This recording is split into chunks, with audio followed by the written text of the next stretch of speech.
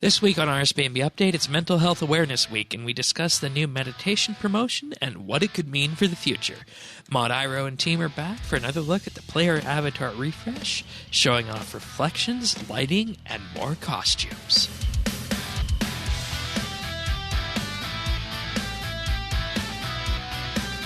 This is RSBANDB Update, episode 829, recorded Thursday, May 13th, 2021. RuneScape Meditation.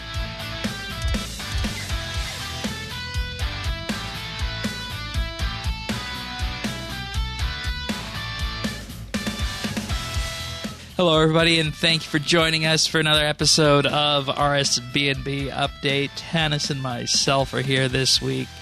This week we got a fun crop of news to discuss. Mental Health Awareness Week is happening, and of course, we got a very big and consequential, I think, new update on the character avatar refresh project. I absolutely love that stream, Tennis. You know, it's one of those weeks where the news is the future of the news, kind of. Yeah. You know what I mean? Like, yeah. Yeah, I mean, not to overlook the nice little bits and bobs we got for the week with patches and mental health awareness, but yeah, that stream, huh? Yeah, I mean, I was thinking, holy crap, I can't believe we play this game. But more on that in just a bit. We do have other stuff to discuss. So if you're joining us for the first time, you can follow along in the show notes at update.rsbnb.com. I am Shane12088 in-game. He is Tannis79, and we're in Friends Chat, BitsBytes, amongst other places, youtube.com/RSBNB as well, if you want to subscribe to the podcast there, get video versions of it, and the nibbles, the best of updates, so to speak. Just check us out on YouTube at youtube.com/RSBNB. But nonetheless, we're going to start off this week with Mental Health Awareness Week, and they run this every May, and this has become a fixture within the community. And, you know, I think everybody in this day and age has become acutely aware of how important it is to have these discussions and raise awareness of mental health issues, because, you know, lots of people do identify as having mental health issues, but at the same time, there's lots of people who might be feeling a certain way and might not know that the way they're feeling does fit into that category. So it's just very important to have that discussion, and I feel talk openly with people you can trust and whatnot. And I think Mental Health Awareness Week is a perfect week to do that. Absolutely, especially after the last year. Yeah. I think we've all been through, you know. Yeah, and, you know, there is people were wondering with this one, because this is a bit of a different Mental Health Awareness Week. For Jagex, previously they would put these items into game, and you would earn tokens while playing the game, and then you could buy advanced progress with rune coins or bonds to complete that event faster. But what they've done this time, there's no currency token event, and I think everybody has grown wary of those over time. Mm-hmm. So what they've done this time is they've just put everything for their Mental Health Awareness Week bundle up for sale for the price of either one bond or 250 rune coins. And that's, I think, a very evolutionary step, because, you know, when you look at this, you ask how much of this money is going to go to Jagex. And I wish this was written in fine print on the event page in game, but it's not. But all the proceeds from this event go to their charity partners. So if you pay with rune coins, that amount of real money will be sent directly to them. Or if you pay with a bond, the proceeds from that bond will get sent over to their charitable partners as well. So there should be no question this week as to whether or not the items you're purchasing are all going towards charitable efforts. And I just wanted to make that clear, because there was some question about that when this event started, how much of this is going to charity. So we just need to have that topic put away to the side. And The reason I say that is because at the bottom of the post it says proceeds from the sale of the meditation bundle will support 2 of our charity partners who focus specifically on mental health, CPSL Mind and RAD. CPSL Mind, of course, provides support to individuals experiencing mental health problems in the Cambridge and Peterborough area of the UK, where Jagex is based. They're known for their Stop Suicide program that aims to prevent suicide by raising awareness and giving ordinary members of the public the skills and confidence they need to help those who are at risk. RAD stands for Rise Above the Disorder, and this is a project that started as one gamer's mission to overcome depression and has since turned into a massive worldwide community aiming to make mental health care available to everyone, everywhere, who needs it. And RAD also provides entirely free services to gamers through its grant program and has helped over 28,000 people find hope and happiness that they deserve. So 2 very notable charities, and we've seen these directors of these charities talking before at Jagex on stage at RuneFest, and they are eternally grateful for all the support the community has given. So if you're interested in supporting those charities, you can head on into game, go to the community tab, and purchase the meditation bundle for 1 bond or 250 rune coins. You ready to talk about the bundle, or do you have any thoughts on their wonderful charitable partners? I mean, the only thing that I want to say is I thought it kind of went without saying that all of the money did go to the charity, because Jagex has always done that in the past. You know what I mean? Like, they've either given all of the money that they've collected to those charities, or they've even gone as far as to collect it and match it.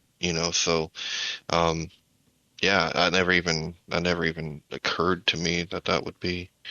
Yeah, I know it was a question I saw, so I wanted to address that straight in the front here. Yeah, for sure.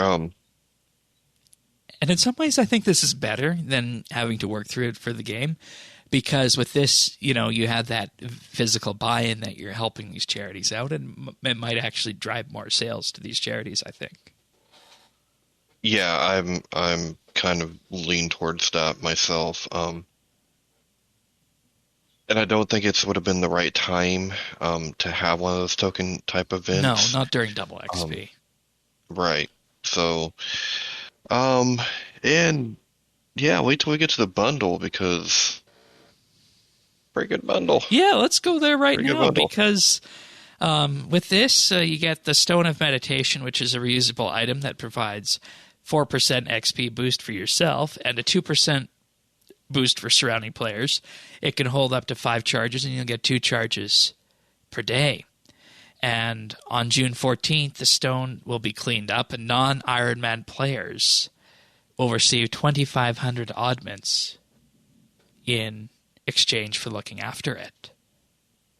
But you also get the Banner of Meditation, the Cloak of Meditation, 10 pulse cores, 5 cinder cores, 5 large protein packs, and 5 portable packs.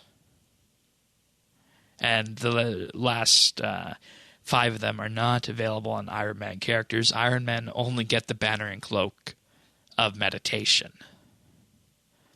Now, we look at this and we see 2% XP boost for surrounding players, 4% for everybody using the Stone of Meditation, and 2,500 oddments after. That doesn't seem like a huge boost, but it's tangible enough to have a benefit, I would say. 4% XP? Yeah. I mean, it's almost an avatar boost, right? It's a little bit more than half of a maxed out avatar. Yeah, I mean, no, it's... And all these things stack. It's worth it. Mm-hmm. And I think that this is almost the perfect bundle to push these kind of sales towards driving this charitable effort. Yeah, I mean, you're getting a little bit on the cosmetics. You're getting a little bit from the XP side, which is then going to turn into oddments. You can, once again, either put into cosmetics or XP. Your choice. What's not to... I don't know. I think it's pretty nice. I think it's priced right. $5 I for definitely this? plan to Absolutely. get it. Yeah, I mean, yeah, exactly. And it's going to a wonderful cause, too. Yeah, absolutely. They've worked with, I know they've worked with these charities going back several years at this point, right? Like, Yeah. And, I also think that aside from this being a good bundle value-wise and being a good opportunity to donate to these charities, I don't want to take away from the charitable element of this. I just want to make that 100% clear with what I'm about to say next. You know where I'm going with this? I don't know, but I feel like there's going to be evil capitalism creeping in the next words you say. I think that How this are we is monetizing? a perfect experiment for how to sell XP boosts and cosmetic bundles on either the RuneCoin store or just for bonds. So, I actually think you're onto something. I wish it wouldn't have been done with like the charity bundle. Well, no, thing, in some but ways, doing it with the charity bundle is the perfect way of doing it because if it sells really well, it's wonderful for the charity. well, I mean, I guess you're right. What I thought when I looked at this is this reminded me of a mainstream game bundle. You know what Uh-huh. I'm saying? Like, Uh-huh. yeah, Yep. that's what it put me in mind of, and I thought, oh, we're really starting to occupy this space now too. Yeah. We're there too. And now the question from this, and this is the part people might not like, if you take this kind of pricing and same kind of bundle mechanic and you strip the cosmetics out of it and you, instead of the cosmetics, you added bonus XP stars and smoldering lamps, you kept the pulse cores, cinder cores, protein packs, and portables exactly the same, could you run one of these promos each and every other week and generate more money than you do a treasure hunter? Well, probably. I mean, at least you're getting exactly what you're paying for. I mean, that's the big deal. That's the big one. Yeah. Mm. Yeah. And I don't know about you, but when I'm like, if I'm playing other things, like even if I don't want each individual item in a bundle, Oh, yeah, you buy the bundle. you still buy the bundle. Yeah. Yeah. Yeah. I've done that with Stowe numerous times. Hmm. Now for everybody who doesn't like the selling of XP, let's flip this on its head. What if you remove all the XP boosting items and instead you make this a cosmetic pack for a bond or 250 rune coins?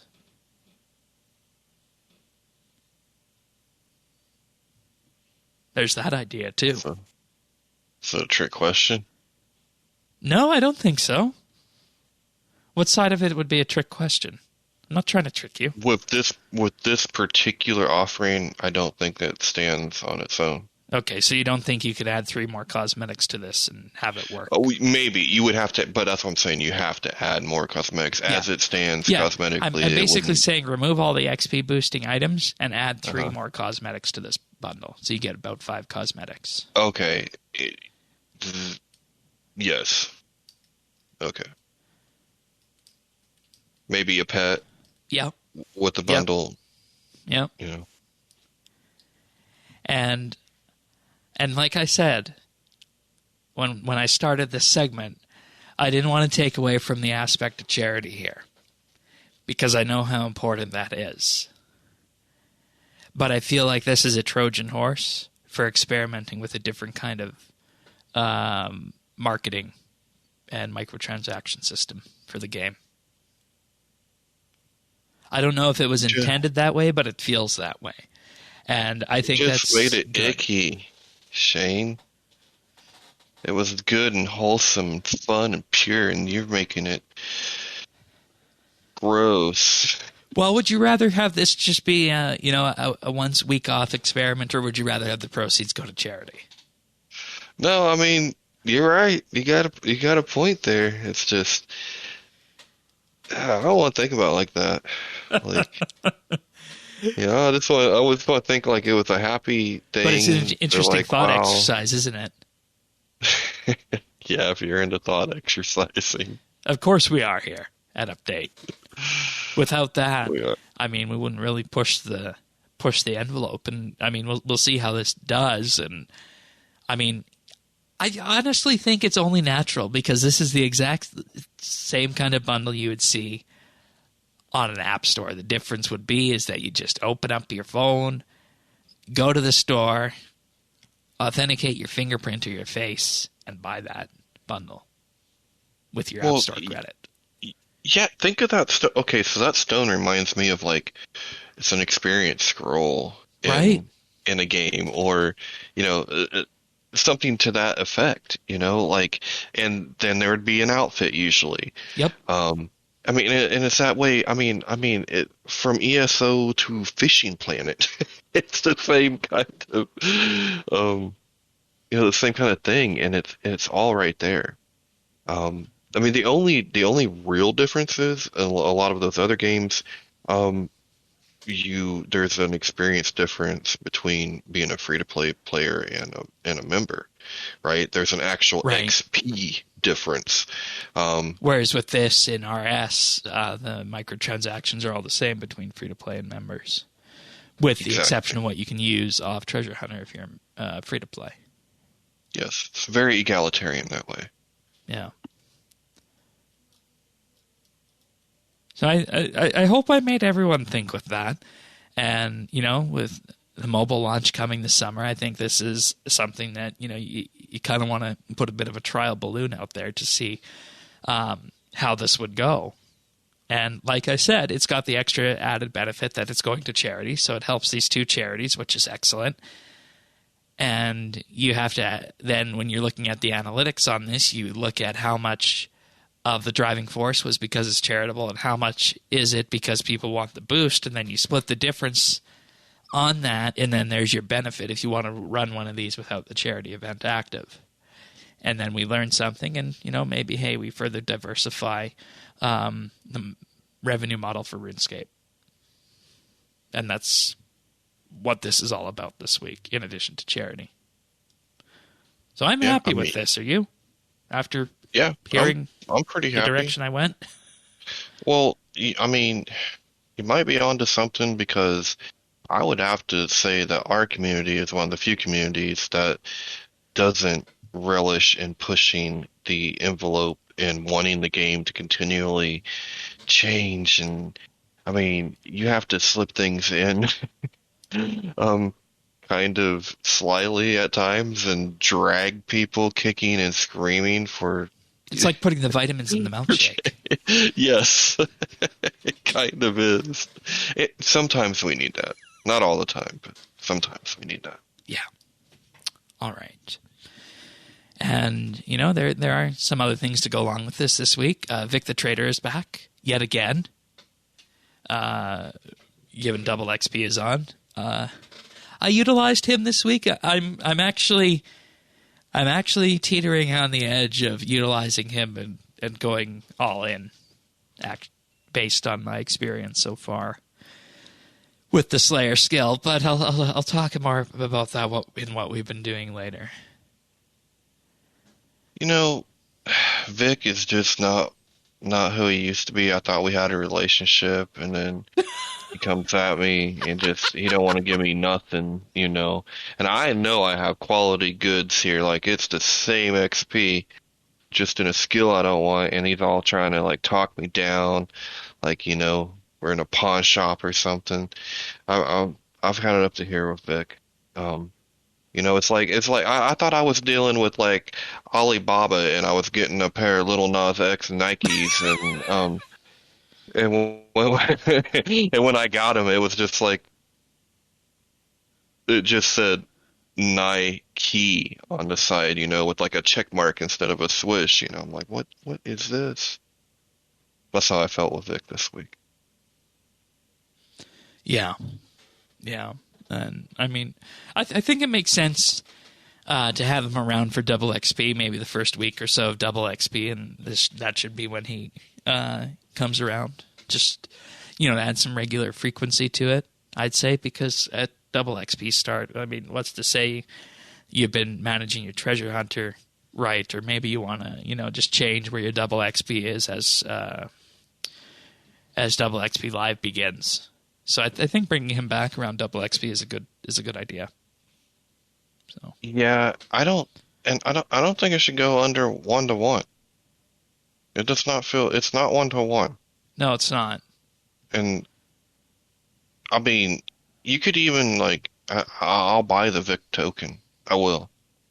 Um, Especially if it was just like the 1-to-1, because man, I feel like it hurts once you're at that bottom level. You're like, ugh, man. Yeah, and maybe you could purchase a reset token, a Vic reset token with a bond or something, or maybe half a bond. That would have been worth it to me, though. You know what I'm saying? Like that would have been more worth it than just. I mean, I know it's not like I could have done anything else with it. I parked it where it could be, used eventually, and not thinking that no, you're only going to get a fraction of that. So, bummer. Yeah, I'll talk about my experience with Slayer on that after, but I want to actually move back to divination for a minute, if you can believe it or not. Yeah, so I know we had some questions last week about what the rates would be and early indications, and I still don't know what I was missing, but I retried again this week, because you remember last week I said 280 to 300, right? Yeah. I was on the divination world. I was I don't think I was using the aura, and that plays a huge boost. But this week I went all out. The only thing, to my knowledge, I was missing were Torstal incense sticks, urn enhancers, and the clan avatar. Every other boost was active. I was on the divination world. I even set up max guild portals to use Grace of the Elves to teleport to the Luminous Wisp Colony. This is something David said to do. Teleport to the Luminous Wisp Colony if the wisps at Incandescent were blocking depositing, because that way then you just got that free teleport to a less busy rift, and then away you go. And combining all of that together, I peaked at around 520 KXP per hour. Average looks probably around 470 to 490 using this all-in method. And that was with it. Doubting Shane. So there we have it. There you have it. And I mean, we're going to see that in Skilled a month later as well. And, I think this honestly puts divination on par with other skills at the high end, at the 90 plus, and looking back on it in terms of, what you can get from safe cracking and hunter and the like, just to name a few. Well, I mean, it's like what we talked about. I mean, it did bring it back to what the core loop of divination is supposed to be. Yeah. That's a good thing. I was I was even a little kind of sticker shocked at the percentage of the buff, right? When it comes to experience, but it seems to be okay. And then my other big concern has been, what's gonna shake out with the energy market. Much life imitates art, right? Or art imitates life. But right now we still don't know. So yeah, and I actually looked into this too, based on what the divination graph for the past number of years is, and if we look back at the price history for incandescent energy, it does look like we are at, a relatively low point. Incandescent energy, of course, peaked last year at 565 GP after archaeology going even higher with its launch to 755. And, by and large part, where we're at right now is at the historical average for incandescent energy. So we are at the average of where things have been in terms of just incandescent energy itself. Now, I think that we're actually going to be okay, Tanis. I think we're going to be okay. Because the hype's going to die up from double XP and the new training method. People are still going to need their porters for archaeology, maybe even more, if they want to use Sign of the Porter 7 and they don't have Grace of the Elves. People are still going to need their divine charges, which requires incandescent energy, or some other kind of energy. And in order to train at these absurdly high rates of XP, I mean, when you can put on a show and do it this way, compared to two-ticking it at the Hall of Memories, who's going to choose to two-tick it at the old rate when you can do this and, effectively be semi-AFK? People are going to elect to go with this option. So what that means is that we're actually probably going to see energy prices go up because you need energy to get those rates.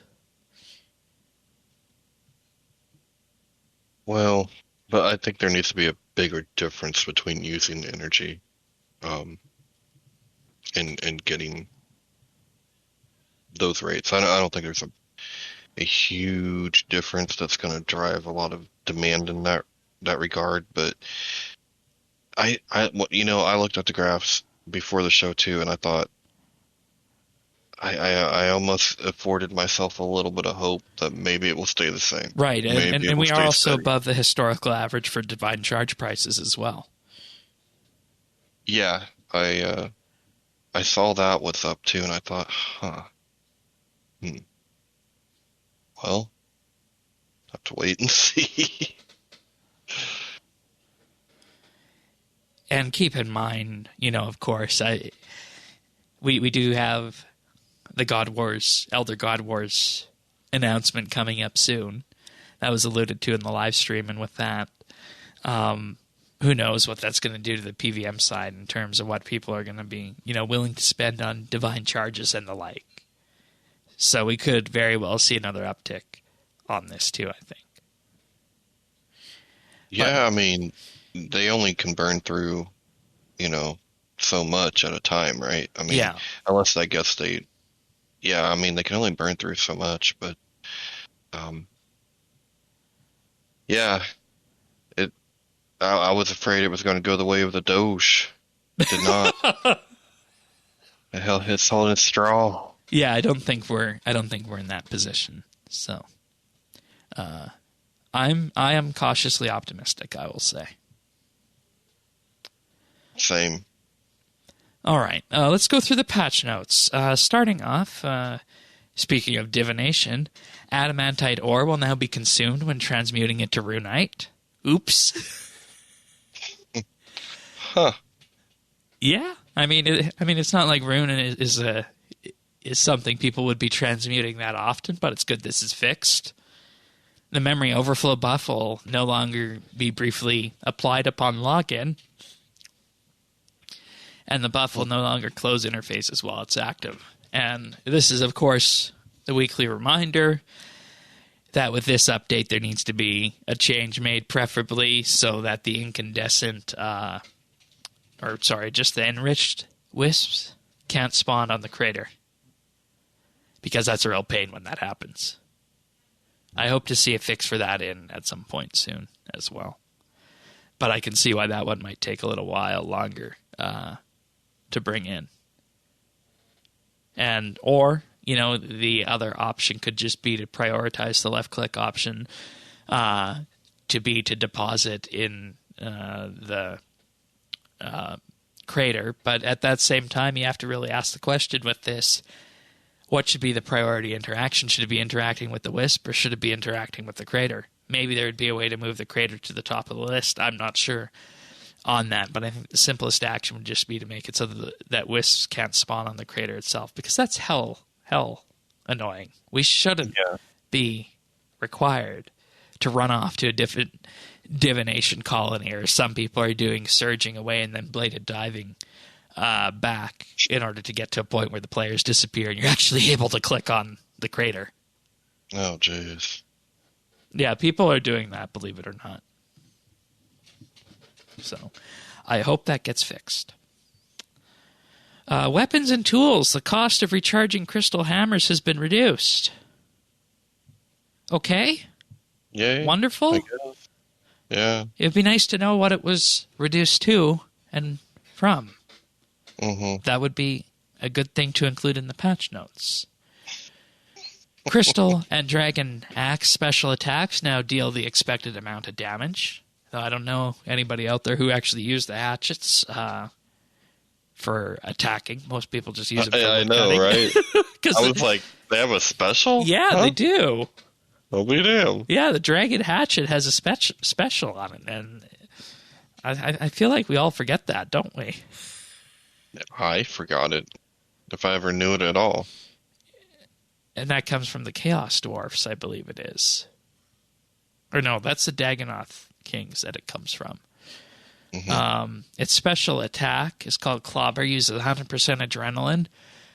It hits for 70% ability damage maximum, with its lowest possible hit being 1 damage. And it applies a debuff that raises the affinity of the target by 3 for 1 minute, while lowering their defense and magic level by 10%. And knowing how the combat system works after talking about the Rex Matriarch's affinity, 3 really isn't that much at all. And the Crystal Hatchet maintains the Dragon Hatchet special. Yeah. Ooh. There we have it. Yeah, you might not want to waste one of those Essence of Finality on one of them. No. The notification for charges remaining on the Crystal Hammer will now trigger at the correct time. And now a bunch of changes for mobile. You're now able to choose any extra action bar from the list and have the change be saved on mobile devices. Oh. Do you understand what that means? Because I don't understand what this patch note means. I don't know. I guess I've never used much of my action bar on mobile, so maybe it's different. Like, maybe that it doesn't track. Maybe.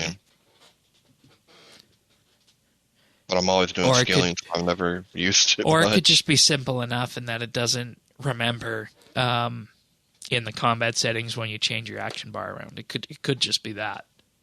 Yeah. But even then, it's still a rather obtuse way of writing it. Proximity entity highlighting will now work after closing RuneScape Mobile, then logging back into the game. And mobile players can no longer open the shop when in combat. Pretty good changes. Okay. And I also just want to go back to 2 weeks ago talking about mobile and engine changes, because there was a client update a number of weeks back that didn't get posted in the patch notes. And Mod Dark, one of the engine developers, posted on Discord some things that were done to the mobile client, including improved loading speed on Android, improving the performance on the Pixel 4 and Pixel 5, and in general, reduce the maximum number of players that could simultaneously cast shadows on mobile, and reverse default landscape orientation on iOS. Just to name a few little client changes that were brought in.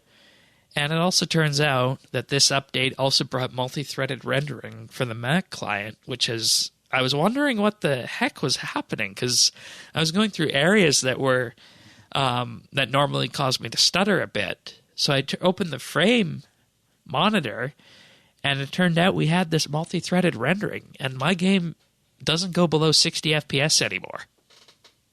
Oh, wow. Nice. So yeah, pretty big changes. So I'd like to see more of these engine changes inside the patch notes, if anybody is listening who is involved in that. Do you think are they being done? They just don't highlight them, or? Yeah, they're being done, but I don't know if it's just a question of maybe not needing to put them in the patch notes because they're just client updates. But at the same time, I think everybody needs to realize that RuneScape players, specifically the ones who read patch notes, want to know everything that was done. And there's been a history in the past of doing that. So I think it would just be good to include client changes in the patch notes, even if it doesn't ship with the game update that week. Just say it'll ship in a update later in the week. I think that'd be the best way of going about it. Then we got a whole bunch of other improvements this week. So increased,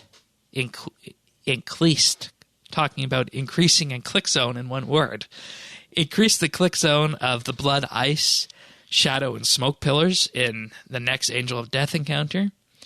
Implemented a new debuff icon called Frozen, which will inform the player that they are unable to move. Interesting that nobody managed to work a let it go pun into there. And recategorize some agility shortcuts as shortcuts instead of area unlocks in the skill guide. And finally added a missing agility entry to the skill guide for agility. I swear it was listed much more eloquently than I said it, but yet again, just like in the previous one, it would be wonderful to know what was added. Mm-hmm. So, and I'm just thinking how because at this point we're just sitting here and is this in Trollheim? Is this in Eagle's Peak? I'm not sure. Who knows where? Could be. Maybe. Maybe not. I don't know. Clicking meta achievements will now direct you to the correct tab, whether you have the show completed option disabled or not. Oh, that's good. Yeah, and you notice this one too, like as a bit of a issue before. I was actually noticing this as well. So, glad that has been tweaked. The dirty laundry item can no longer be equipped in the main hand. I didn't know we could equip dirty laundry. I think it's from one of the druid quests, because remember you need to help the druid wash his clothes or something? Oh, yeah. Huh. Wieldable dirty laundry, okay. Yeah. Oh, it's from While Gothic Sleeps. Amazing. I forgot that, but you can't wield your dirty laundry anymore. Burn it. Hope you keep sick it while you could. I wonder if anybody out there has it keepsaked. Oh, boy. The Trollheim agility shortcut is now only available to those with level 64 agility or higher.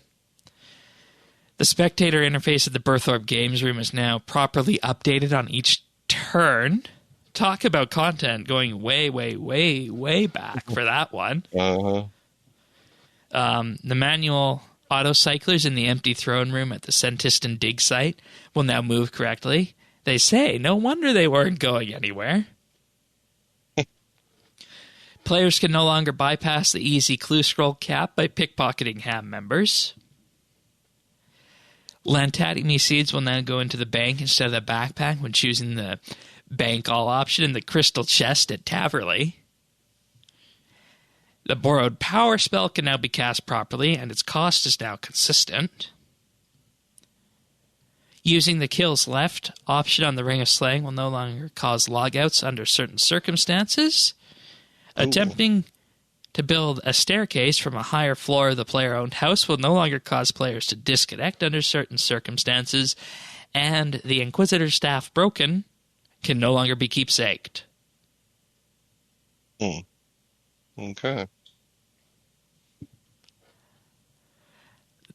I feel like that these patch notes are very traditional in their sense. Yeah,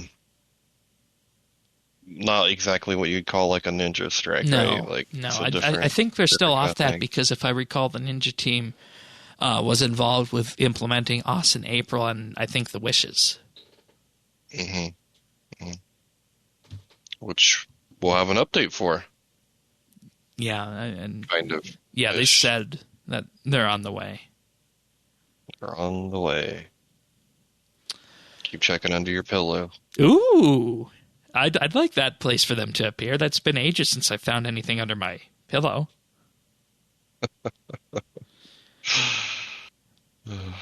Anyways, we're going to talk about the live stream next, but before we do that, I just want to thank some Patreon supporters for this week's episode, making certain that everybody knows how wonderful all of you guys are for letting us do all these crazy things that we do, like last week's monthly bit talking about Menaphos 4 years later. I thought we were going to be walking into a bloodbath with that one, Tanis. But I think it turned out really well, and it turned out to be very progressive and safe. Yeah, it definitely showed a side that I hadn't thought about before going in. It was one of those kind of bits, where we always kind of uncover something and had that kind of feel for it. Yeah, and it was really good from that perspective. So if you want the full experience on that, you can check that out at patreon.com/RSBANDB. We also put out a monthly bit, a nibble on that, where you can catch a bit of a glimpse as to what that involves. You can find that on YouTube. But if you want access to that and the whole back catalog, just visit patreon.com/RSBANDB. We're also doing our round table this weekend on Saturday at 8 p.m. game time. We'll get some double XP discussion in, talk a bit about what we've been up to and whatnot. Last time I took Araxor out. That's not happening this time. But round tables are always fun. And as it is double XP, this one will be open to the public. So making all of this possible, of course, are our Patreon supporters for this week, who are Andrew C., Arvids L., Brock H., Cameron, CGB900, Christian S., Chunk the Monk, Cook Me Plocks, Danny C., Diana, Dream Delayed, Duramax, Gabrielle, Guy Lafleur, Jade Gizmo, Jason S., Jim M., Keski, Kevin G., Kyle, Lucky Ducky, Malinoric, Nora, Parnassius, Rastafa, Ricky A., Samuel FL, Scott DS, Soupfinder, Stubby Tanner JW, The Bears OP, The Naked Captain, The Lion, Tom V, Vinny, Zachary K, and Zant. Thank you, all of you, for your support. It truly does mean the world to us. And if you want to, of course, join the ranks of these people, just check us out at patreon.com/RSBNB. As I mentioned, you get access to the back catalog of monthly bits, and you get to vote on the monthly bits for as little as $1 a month. For $3 a month, you get a special VIP rank on Discord and access to stereo versions of the podcast at a higher quality. And for $5 a month, you'll receive a shout-out each and every week on the podcast and gain exclusive access to the outtakes we use to make the clip show at the end of the year. Of course, with this, we have our monthly bit and our monthly round table. We are, of course, working to the $200 goal, which is a special Patreon thank you mail out. And, should we ever reach the mystical $500 a month tier, well, Tanis and I will be subjecting our taste buds to a good deal of pain, you say. I'm still not convinced that it'll be that bad, but you say it'll be bad. I know it'll be bad. I don't think there's any way you're going to tough this one out the way you think, Shane. All right, we'll see. We'll see. But I think those fragile Canadian little taste buds are just going to burn right up under the hot, spicy, the space. Well, that'll also be a video show, so if you want to see that happen, subscribe at patreon.com/RSBANDB. Once again, thanks so much, everyone. Thank you, guys. All right. Live stream time. As I mentioned, this live stream was one that it really made me question that, oh my God, we're actually playing this game, and this is the way the game is going, believe it or not. Did you get that sense too? I got the sense I just couldn't believe where we were going after 20 years. Like, yeah. I kept thinking, 20 it's 20 years old, and look where we can go. It just kept blowing my mind thinking about that. And this is all possible thanks to NXT. We've had this ability for 5 years to do this, and it was just not done, I guess, because of the questions in terms of, how to make it look like RuneScape and work it all in, I guess you could say, with this. Well, it's that thing about bringing people kicking and screaming. Yeah. Yeah.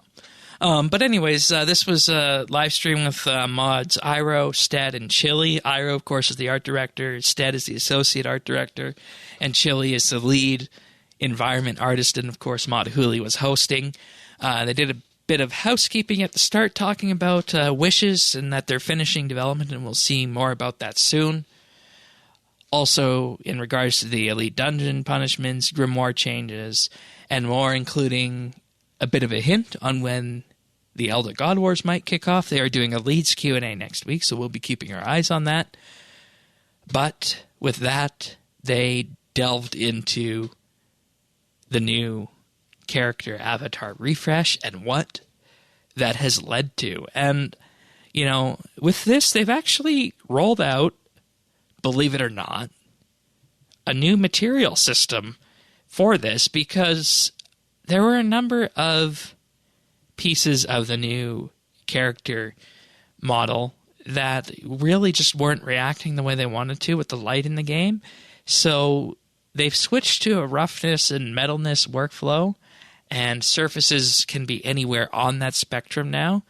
Previously, they were working with what was called specularity material type, to now what's called PBR, or physical-based rendering. And there's lots of words there about that are kind of hard to distill down. So I had a chat with Zant in the afternoon, because he does this kind of thing.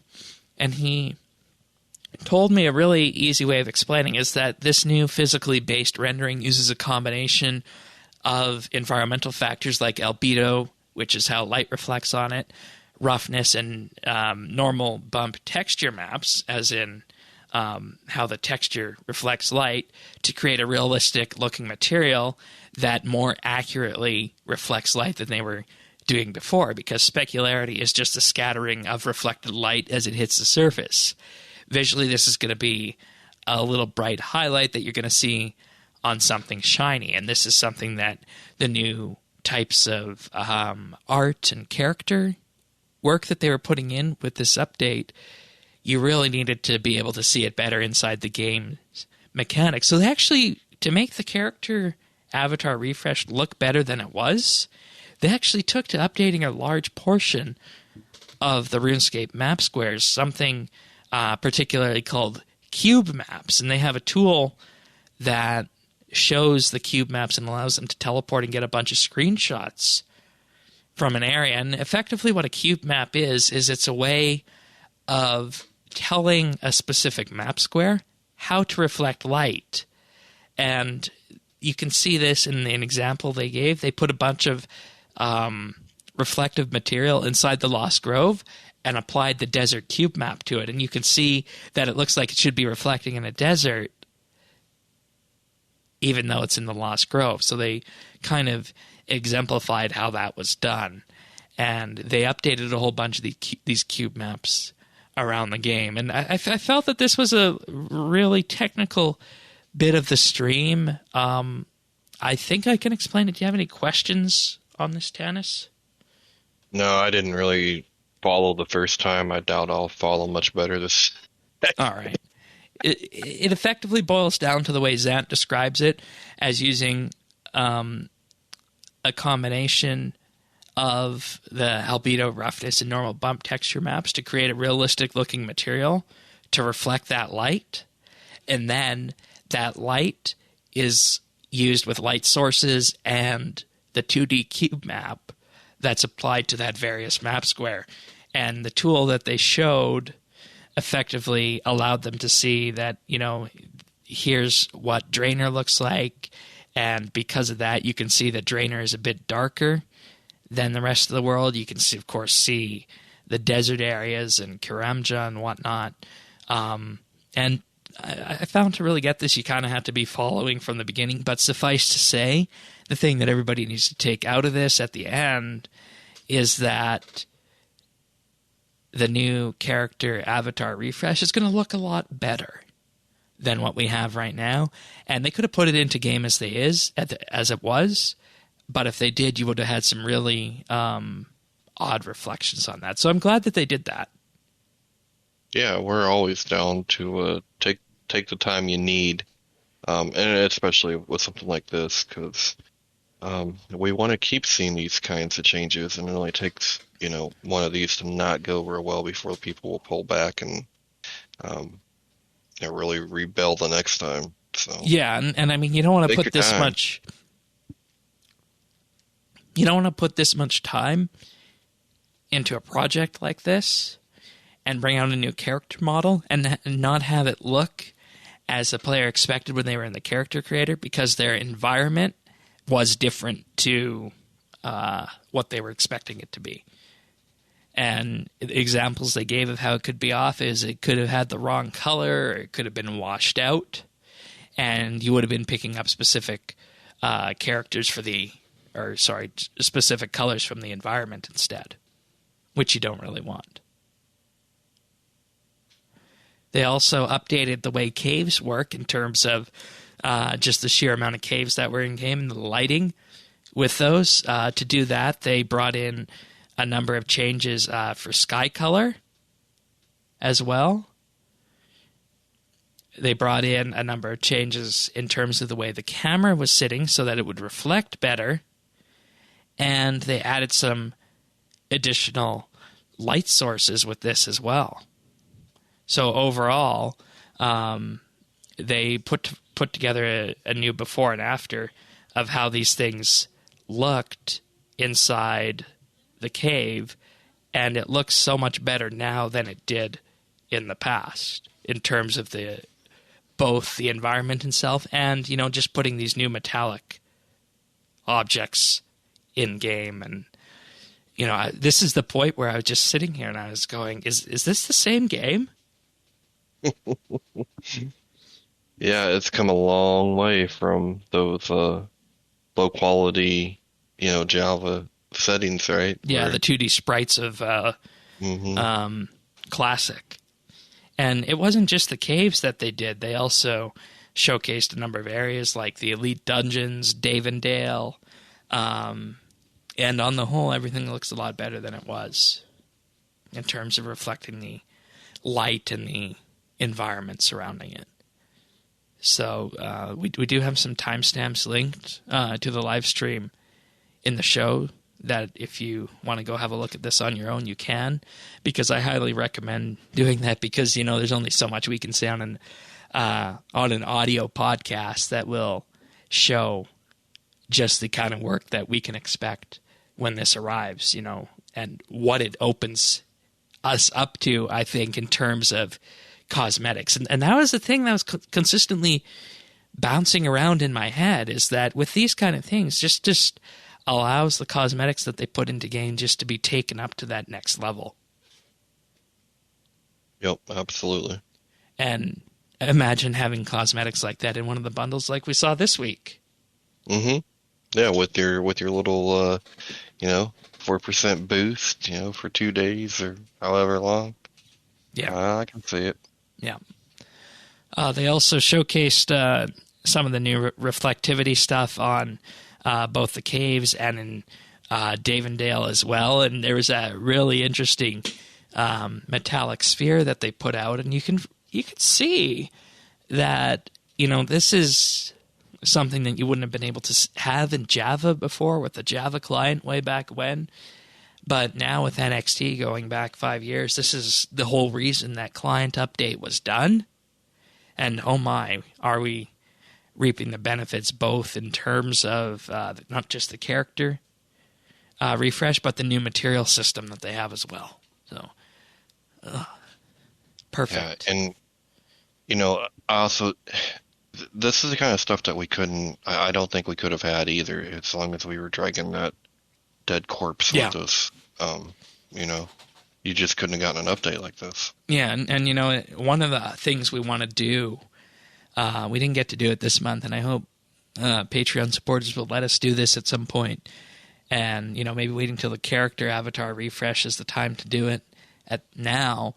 But I'd love to do a monthly bit, and we have this one on the poll talking about the rise and the fall of the Java client, specifically what Java enabled in the past, but also how it held the game back and what moving away from it has brought us today. And we're seeing this here. So, if you're a Patreon supporter, just keep that in mind. That's something that your host would like to do at some point. What was your favorite part of the live stream up to this point when they were showcasing the caves and whatnot? I found the cube stuff really interesting, even though I didn't understand it fully. It was interesting to me, and I was kind of trying to relate it to in my own mind. I was thinking about leather. You know what I mean? How leather can be really super shiny in one spot, but right, it fades and then will be dark, and I don't know. That's how I was kind of making sense. That's actually a really good example, because as a material, what they were showing was largely shiny, but you could have a leather that has that kind of variation to it now with the system. Yeah, and I think that would be. I think it's going to make it look great. Ooh, yeah, that opens up a whole new possibility.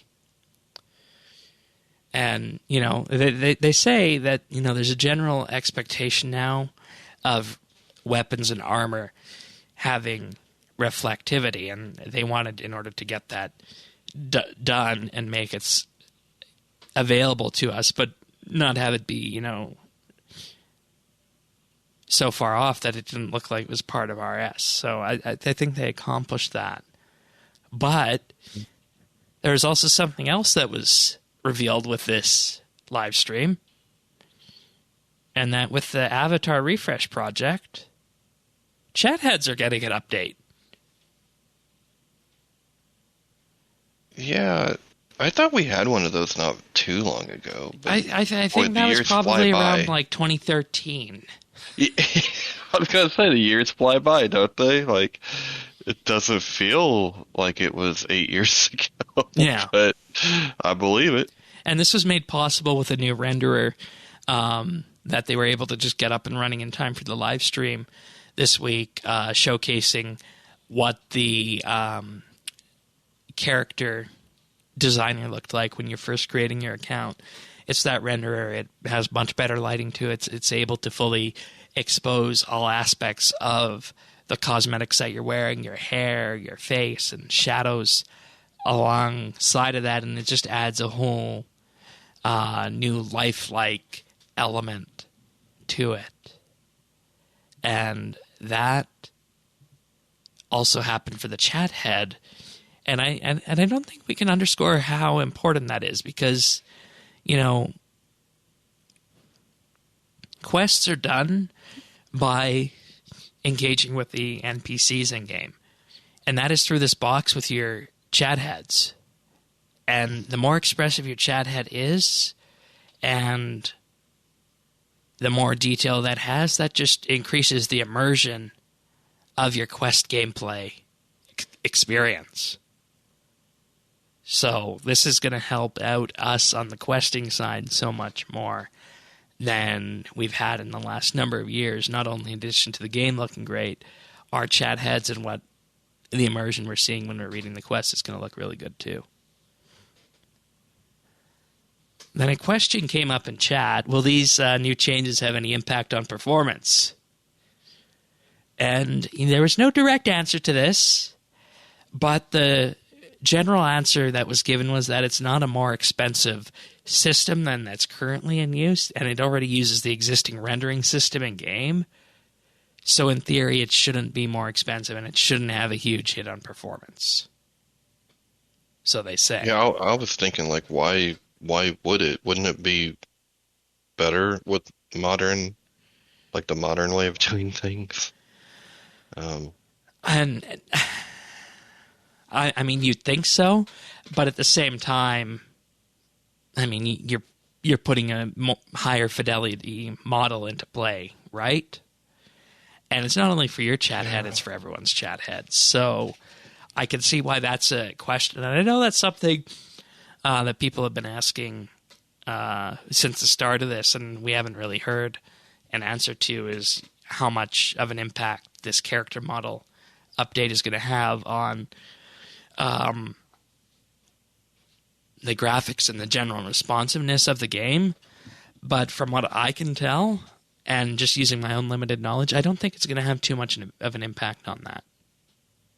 Well, that's what that would be my first question too, is, okay, if you think there's going to be a performance, hit, where do you think that's going to take place? Are we talking the fringes? Are we talking the lowest specs out there? Are we talking about preserving toasters again? Like, what, you know what I'm saying? Like, now, if people are experiencing performance hits and it's, a more modern machine or whatever, then I think that's a conversation. Yeah, that's a discussion to have. Yeah. I don't think the mid to low ends are going to be hit that much, because you got to keep in mind that everything they're building in this day and age has to account for mobile, which is a huge swath of devices. So I find it hard to believe that anyone would actually notice this unless they were monitoring. Yeah. And I mean, I'm just going to get in front of this and say this now. There's going to be people out there who are going to say that when it comes out that the new character avatar refresh tanked their performance. There're just going to be people who say that. And this would have been, I think, the time to get in front of that. If we were looking at, being proactive here. But they also showed off the ceremonial guard outfit with new rendering, and it's just so shiny. And this is a relatively old outfit, too, and everything just pops so much more. And these are items that already existed in game. So, overall, very, very nice. Yeah, this is like talk about a new coat of paint. This is a new coat of paint. Yeah. In total, there are 7 male and female costumes complete, with 25 male hairstyles, 15 beards, and 16 female hairstyles. They're working with more, and they're working with outsourcers, and that's how they're going to bring this stuff to game as they continue developing it. Following that, the JMod spent a good deal of time in the character creator building characters and just admiring them. And they showed some of them off at Davendale, the Infernal Source, and Stormguard Citadel, which, of course, are all very picturesque locations that you'd want to show off with this kind of thing. And the characters just fit so well into the environment, absorb the light around them and reflect better. And, Davendale, you could actually see the water, I think, reflecting off of the person's armor. I don't know if that was an aberration of the live stream, but it looked like that to me when I was watching it. Oh, wow. Yeah. Pretty sure it's not an aberration, but you can definitely see the water reflecting. Yeah, and I can remember when it's a big deal when we had like high detail in the like water, you know. Yeah. It's funny. My. And this was just, some of the things that we saw with this. Infernal Source, another one, fits right into the environment. Mm-hmm. Stormguard. And we knew this coming in last year, just how picturesque these archaeology locations were. I wonder if the old polypore, that would look like. Oh, yeah, that'd be an interesting one. That was always one. neat. Because that's got a lot of verticality to it. Yes, yep. And lots of unique color highlighting you didn't see anywhere. Before the live stream, the art team was trying to recreate film characters from Guardians of the Galaxy, and they were actually able to recreate a few of them. Groot. And then after that, they ended the live stream talking about the Smith with a quiff. New hairstyle and whatnot. That just has a good deal more volume to it and fits in. So, fits into the game so much better. And what I'm wondering on this is, do you think players are sold yet? I don't know if they're really paying attention to it right now. I think it'll be what I am kind of afraid of is it might be like the skill cape, and no one paid any attention until it hit. That's why I was asking. Yeah. And that's kind of what I'm worried about. Then again, I don't know how you don't like this. It looks really good. But I've been wrong before. Right. Remember how people bought in to the complicated comp rework when they saw the capes? Yeah. Yeah. So, I mean, I feel like it could kind of go either way, and I hate it, but a lot of people will probably be swayed by the people that they look up to playing this game. Yeah. So, yeah.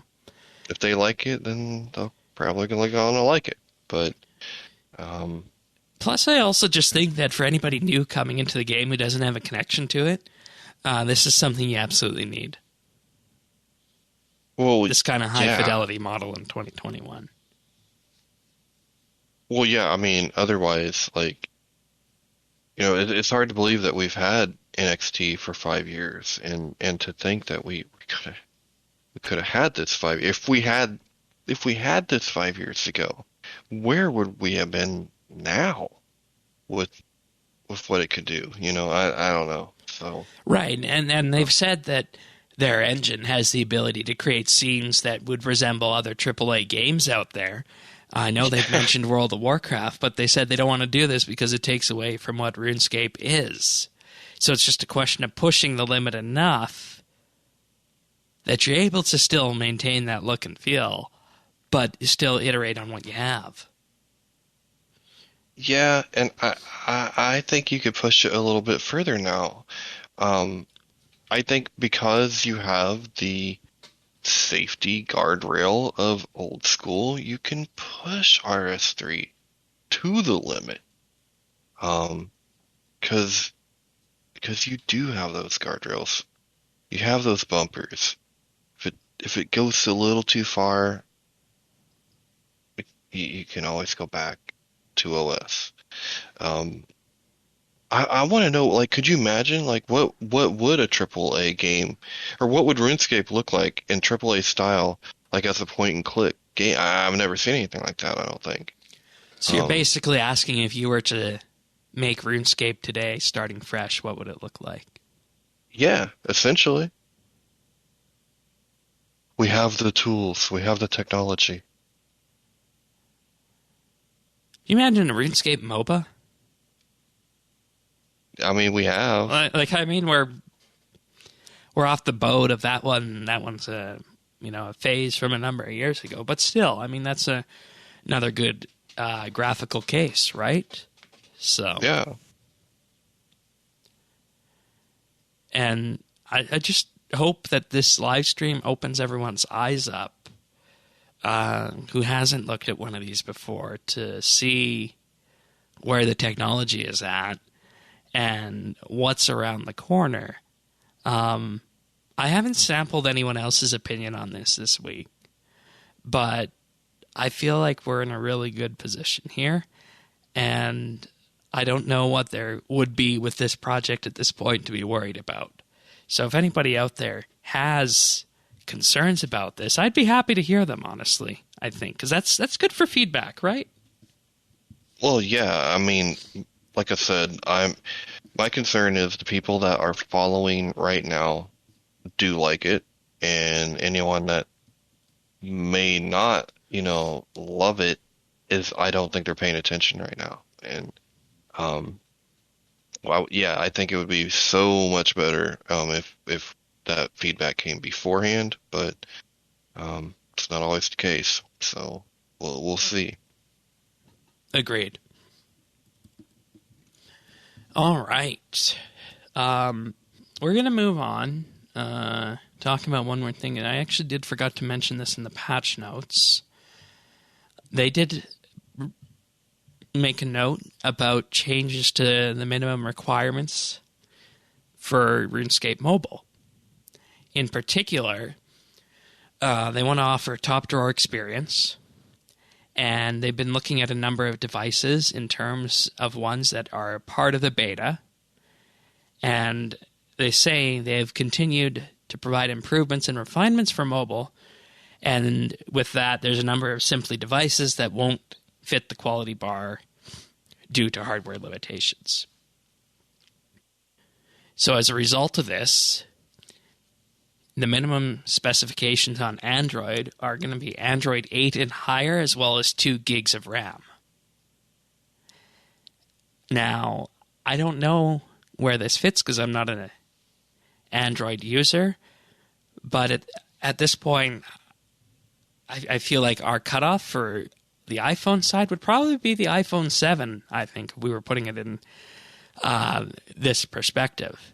And they say if you're one of these players who is being cut off with this, we are really grateful for the time you spent playing in our open Android beta. And while we can imagine this news comes as a big disappointment, your participation was crucial in helping us deliver a great experience on mobile this summer. Thank you so much for your participation. We hope you're able to join us again on mobile in the future. Go get a new phone. Yeah, and I think people are going to probably do that,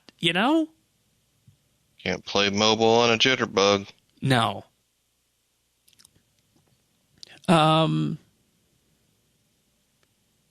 Android 8 was Android Oreo, released in March of 2017.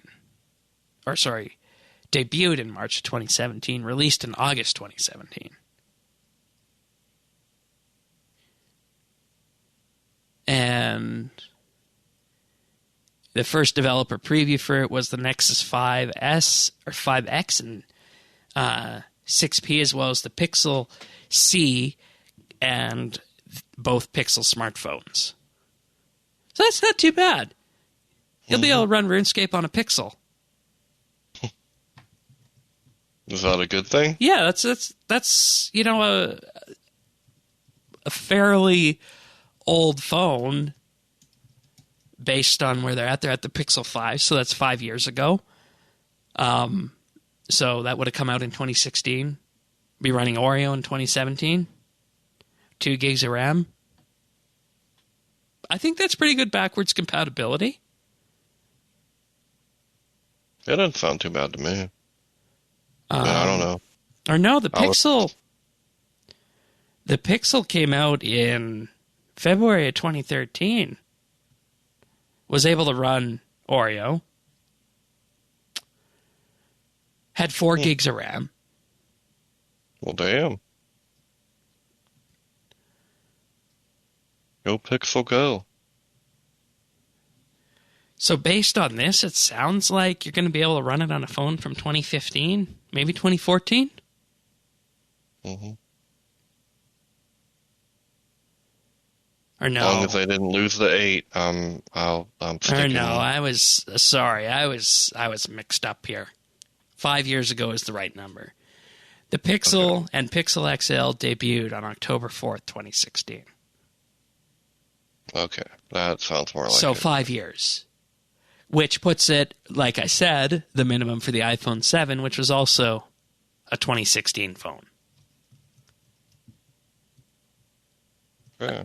Yeah, so, I mean, it's just about the same as where I felt it would fall on the Apple side. Pixel 2 was 2017, Pixel 3, 2018, Pixel 3a was 2019. So, I mean, overall, you're going back to something 2016 related or so, which I think for a mobile game 5 years out, that's fairly decent, honestly. Yeah, I think so too. Now, if you compare that to the iPhone 7, which we have 8s, the iPhone 7, see, Apple doesn't publish RAM specifications on their phone. You have to go to other sources to find it. The iPhone 7 had 2 gigs of RAM, and the iPhone 7 Plus had 3 gigs of RAM. So roughly the same specs, barring CPU differences to the original Pixel. So yeah, iPhone 7, Google Pixel, that same sort of generation there, I'd say is what you're looking at. So 2016, 2017-ish, give or take, would be the minimum requirements for this. And that's based on what I've felt as well. I haven't personally been able to test it on the iPhone 7, but people I've talked to who have an iPhone 7 say that it runs, but it's an okay experience. So it fits into that minimal category. I feel the iPhone 8 runs okay. It gets 30 FPS. It's not running at 60 FPS. It's good enough. So we're good on that. It's plenty good enough for what I do on it. Yeah.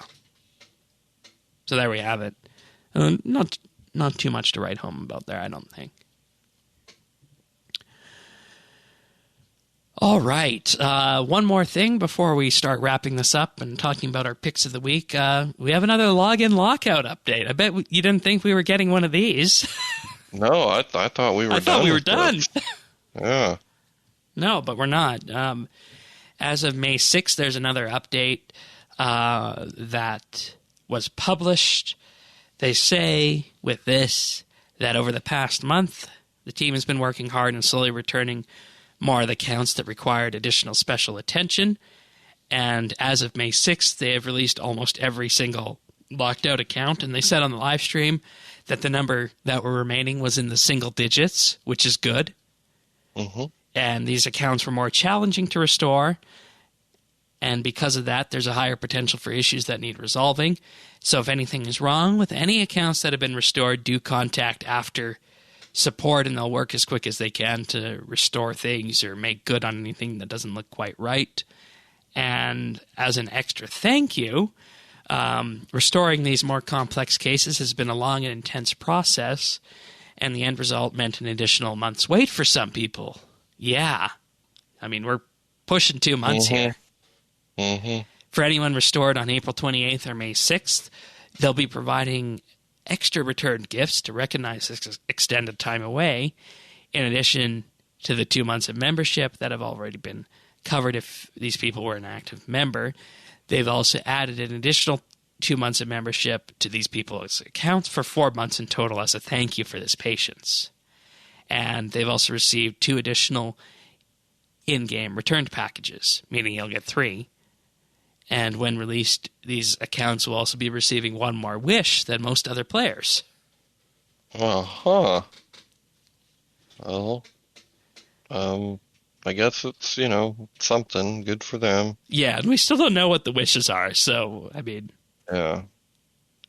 Lots of questions on that, but, hey. Lots. It's good they're getting down to the single digits. Yes, absolutely. Have you been seeing more return titles in game? I saw a lot in the beginning.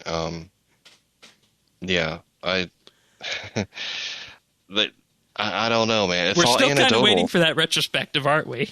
Yeah, I mean it's hard because it's anecdotal, you know. Like I'll be at the fishing spot and I see a bunch of people with return title, or I might be at a divination spot. I'm seeing a bunch of people with return titles, you know, and you're going, Or maybe it's just huh, confirmation bias that you're seeing them all at one time.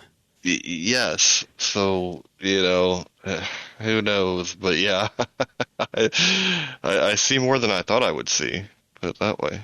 Yeah, I'm eagerly awaiting the retrospective on this. So maybe we'll get some more information on that next week at the Leads Q&A. But I think we can wrap this show up. We're going to move on to our picks of the week. You're not doing one this week, but I will. And, you know, this is something I thought that it never occurred to me to do this as pick of the week. I've used one of these since 2016, and it's never been pick of the week, and that's the Apple Watch. Believe it or not. And in the last year, these things have taken on a whole new meaning for some people, what they can provide during the pandemic. So I'm going to start with that point right now. They have a number of available finishes, let's just say, that you can purchase. They have the Series 6 and the SE, and then they have an older Series 3. So they got one at pretty much every price band for this. I don't know what the American price is currently, but the Series 6 starts at $529 Canadian. And the Series, or the Apple Watch SE starts at $369 Canadian, I think it is, or is it $299? Something to that effect. I think it's $299 US. Yeah, $299 US, $369 Canadian.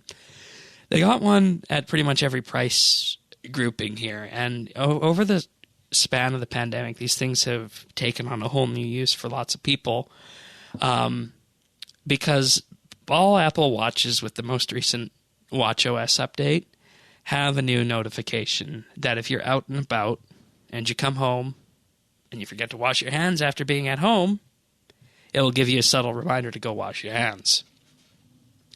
Then, while washing your hands, it will detect if it hears water, and in the motion of you washing your hands, it will give you a little countdown with some haptic feedback about how you're doing at washing your hands.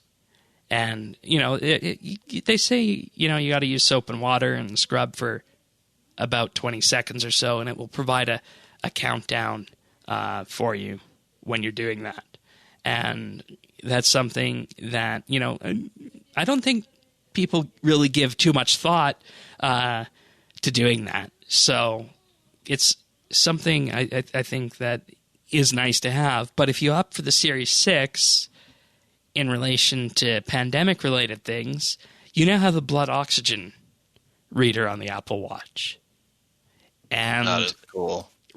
And the reason that's so important is that during the pandemic, one of the signs and symptoms, if you've been diagnosed with the virus, is if your blood oxygen level starts decreasing, even if you currently feel fine, that can be an indication if you're going to need hospitalization or worse. So with the Series 6, you can watch for that and take preemptive action to try and fix that. But it doesn't stop there. The Series 6 also offers an ECG sensor that has been approved in all the countries where it's active. So it can detect irregular heart rhythms and say, oh, we detect this, perhaps you should go see a doctor and make sure that your heart is functioning properly. Actually, all the devices feature irregular heart rhythm notification. So if your heart beats too fast or too slow, you'll get a notification on all the Apple Watches. But the Series 6 also does an ECG to make that can be an indicator for heart health as well. Now, you might be wondering, what else does this thing do? The SE and the 6 also have fall detection. So if you typically fall and you're not able to move, it will detect that, and you can have it automatically call the authorities on you if that's the case, or call one of your close contacts because it's inherently linked with your phone. And if you're a swimmer, these things are rated for water-resistant swimming up to 50 meters deep. So I know there's people out there who, have classic digital watches who shower with them on. I personally don't do that. But, wearing one of these things into the shower is not going to destroy it as well. And, these are things that are not intrusive. It's carried on with the Apple privacy settings baked in that you have on iOS. You have to explicitly okay for any data sharing of your vital signs as it was to any app that might want it. And overall, I haven't even begun to talk about the fact that these things are basically a Fitbit plus, that if you're used to what a Fitbit does, this thing does all that and more. And in general, it's also a nice way to kind of separate you from your phone. So if you're one of those people that is always looking at your phone, you can effectively use the watch to triage your phone notifications to see, do I really need to open this on my phone, or can I just snooze that email, or maybe this is a text message that can go with just a one-word reply. That can be done from your watch. So overall, it's a really interesting tool, and I think lots of people, kind of just said, it's a smart watch. You can, have a calculator and the weather on your wrist, and sure, you can do that if you want, but with all these different families of Apple Watch, you can take it one step further. And it really exemplifies what Apple has been going for with the combined iOS ecosystem with the watch. So that's the pick of the week.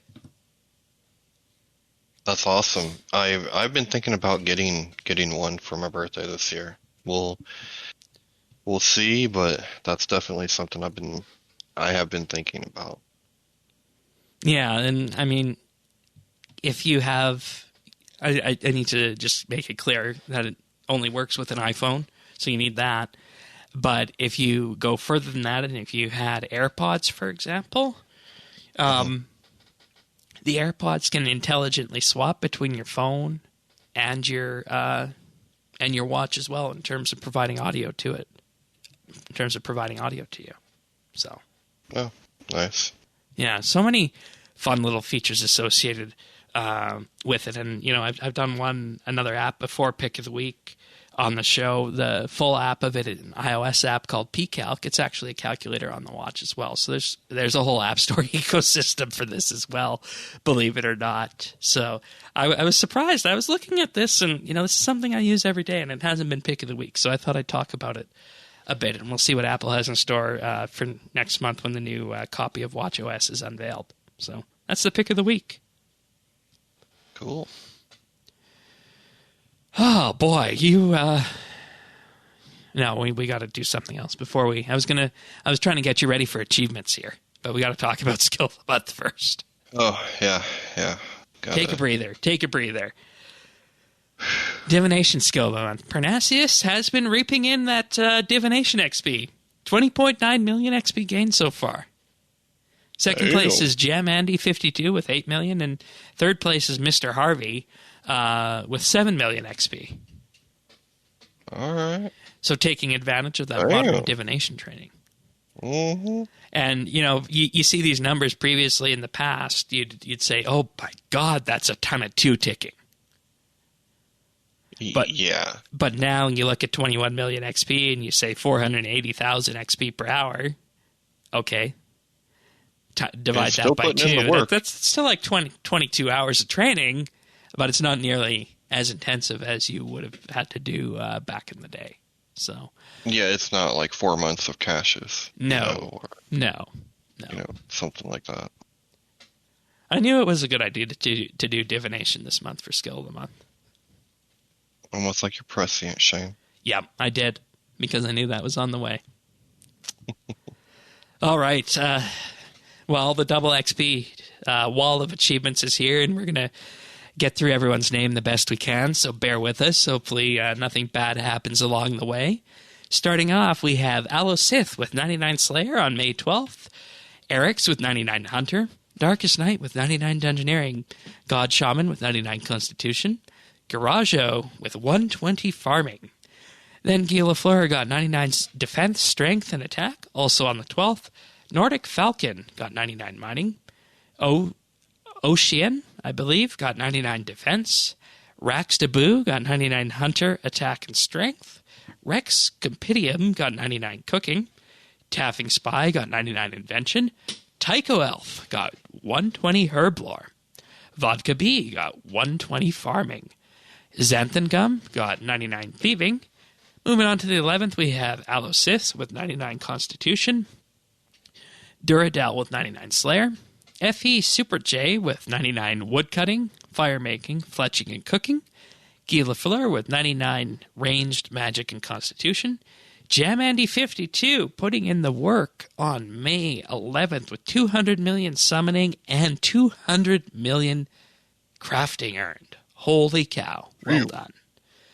Kiki got 99 hunter, also on the 11th. Ubi Danubi with 99 herb lore. Rex Compendium with 99 herb lore as well. Then Taffing Spy with 99 herb lore. My God, people are busy with that skill. And Up the Iron 05 with 99 fletching. All on the 11th. Wow. Yeah, some great achievements in there. But moving on to May 10th, we have Freaky Sky with 99 herb lore. There's no herb lore. We have Mind with 120 hunter on the 10th. We have Ozazo with 120 farming. We have Rax Debu with 99 woodcutting. We have Ryora with 99 summoning. Ryora with 99 prayer. Shantasty with 99 fishing and 99 cooking. Both on the 10th. We have Xanthan Gum with 99 farming. Arix with 99 strength and 99 attack. Derpa New with 120 hunter. Duradel with 99 attack on May 9th. Legion 1943 with 120 herb lore on the 9th. Mesgram with 99 smithing on the 9th. Okay. Take a breath. Okay, then we have Spy Woman with 99 hunter on May 9th. We have Tycho Elf with 120 farming. All right, Tycho. Nice. Then we have Ultra Dog 177 with 99 strength. We have Zodia Child with 120 herb lore on the 9th. We have Bullbazard with 99 magic and 99 attack and 99 strength and 99 ranged. Nice job, all on the 8th. Then we have Duradel with 99 defense on the 8th. Freak Escape with 99 thieving on the 8th. We have Goku Sib must be French. With Yeah, 120, sounds like it. 120 archaeology. And then we have Gooey Cookie. Those are the best kind. With 99 fletching. We have Lazy Colonel with 99 magic on May 8th. We have Mesgram with 99 crafting. And that's on the 8th. Then we have the Lion with 200 mil construction. Nice. That was on the 8th. And then we have Twista Dorsal with 99 constitution. And let's see. We have Up the Irons 05 with 99 agility on the 8th. Gooey Cookie again with 99 fire making. Lazy Colonel with 99 fletching on the 7th. We have Popo with 120 agility on the 7th. Ryora with 99 slayer on the 7th. We have Shiro Shana with 120 herb lore on the 7th. We have Surge Aurora with 99 fletching on the 7th. Tapping Spy with 99 agility on the 7th. We have Zabros with 99 Herblore on the 7th, and Evil Fam with 120 Herblore on May 6th. And then we have I Defend with 120 Archaeology on the 6th. Lady Claw with 120 Construction on the 6th. We have Maine with 99 Fishing on the 6th. Mesgram with 99 Construction on the 5th. And Siro Shama with 120 Archaeology on May 6th. That's not quite the wall I was expecting, but it's still quite the wall, isn't it? It's pretty good wall. It's pretty good wall. Yeah, you know, it's not the it feels like we're spreading them out more because it's over 20 days instead of 14. That's true. Which I'm okay with personally. I'm okay with that. So, speaking of that, how's your double XP going? Cruising, man. I mean, I've been able to do just a couple hours at night, and we're getting there.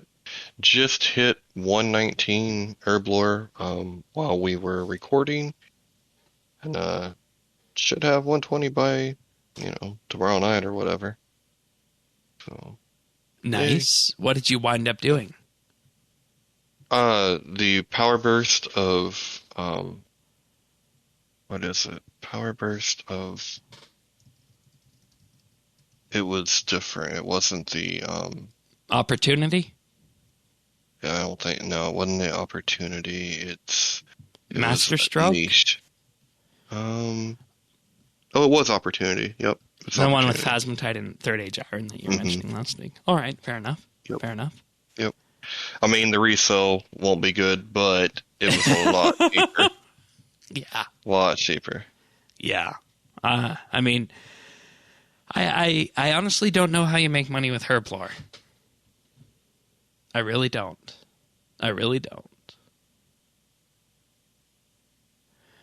Well, I think you did it, didn't you? Yeah, somehow I did, and that's probably because I farmed the bulk of my herbs.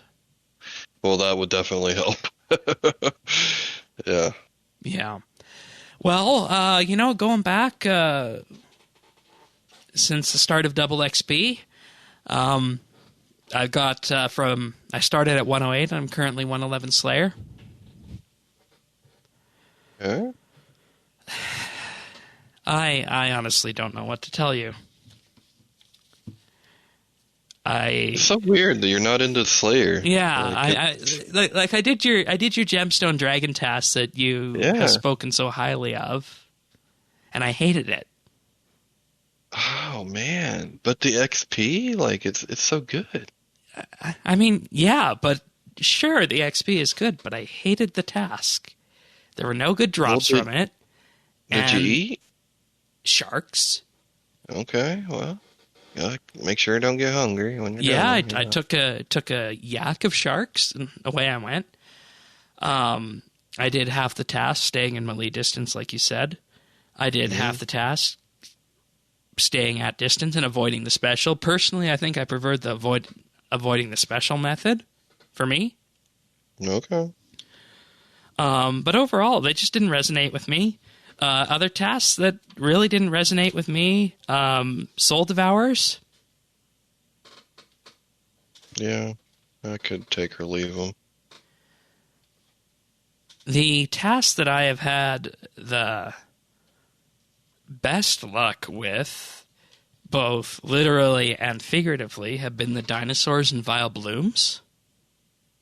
I really enjoyed the Vile Blooms. I think I am okay with the dinosaurs as well. I did 2 dinosaur tasks. On the task 1, I got a piece of the blowpipe. And on another task, I got the actual blowpipe itself. I sold the actual bone blowpipe for 52 mil.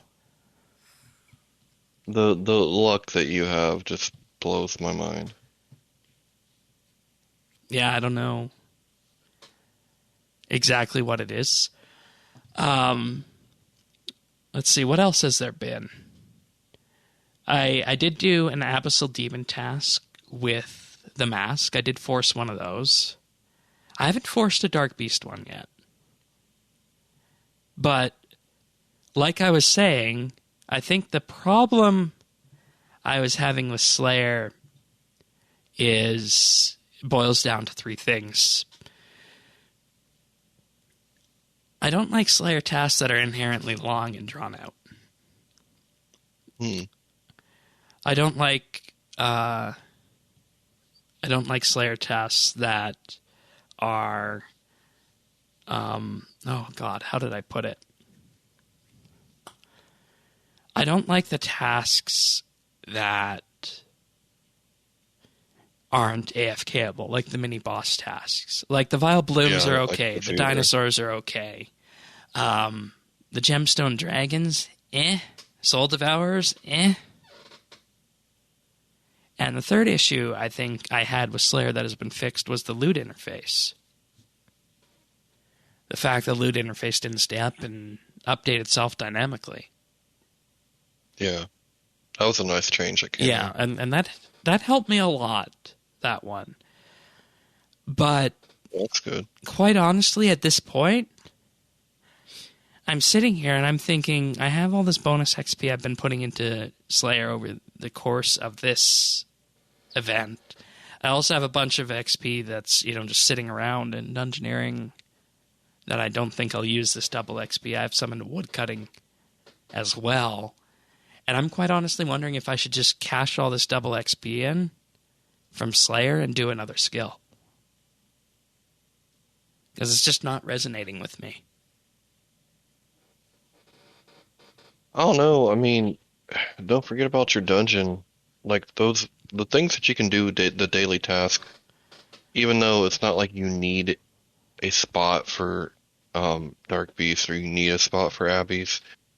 I like parking them in that dungeon because you can just swap out. Well, right. Remember one task after another task after another. What Pernasius said last week. He put the Ascension critters in his dungeon. Yeah. If you did, I mean, I don't know if there's a helm for that, but I mean, you put 3 things in your dungeon that you can get daily task on from those helmets, and you just do it every day, and it takes like an hour and a half. Yeah, and I'm guessing I haven't found those yet. I don't think you need Abyssal Demons in there anymore or Dark Beasts. I don't know what you put in there. I think the Ascension critters are a good idea. Well, you just want it to be able to. You want the things that you can force, right? That you can get to, quickly. Yeah. The current task is going to be Crystal Shapeshifters, which I know you have experience with. Oh yeah. And I'm not sure if I should do those. Like, it just doesn't resonate, honestly. I mean, it's the same thing as elves, really, but right. No, but I'm speaking in general. I mean, see, I liked it because I like combat, but I don't particularly like to boss necessarily. But I like a little bit of combat, so that's kind of why I like Slayer. Yeah, and maybe it's just a question of finding the right creatures. I have not been assigned Lost Grove creatures yet. Yeah, I don't have any experience with them. I haven't been assigned Wyverns or Stalker creatures or Strike Worms. I don't know. Maybe I just need to do more, but we'll talk more about that at the round table this weekend. Chaos Giants, get that preferred. Yes, I did prefer Chaos Giants. I did prefer those, but they haven't come up yet. Big old sandbags. They're so good. Yeah. So that's an important one. How do you feel about Rune Dragons? Not my cup of tea. All right, fair enough. Yeah. But as I said, we'll talk more about that at the round table this weekend.